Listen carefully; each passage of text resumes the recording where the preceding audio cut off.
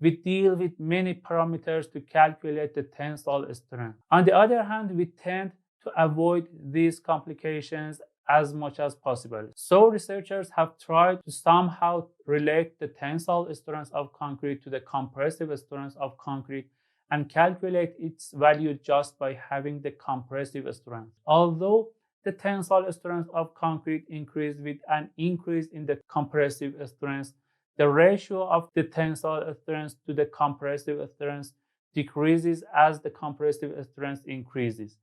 Thus, the tensile strength is approximately proportional to the square root of the compressive strength. The ACI 1825 section 19.2.3 defines this equation for modulus of rupture to use in calculations, where lambda is the coefficient to account for the lightweight concrete and is equal to 1 for normal weight concrete. About the lightweight concrete and other values for lambda, we will discuss in the next session completely. So make sure to subscribe if you are interested in this channel's content. Please like this video and share it with anyone that you feel needs tutorials like this.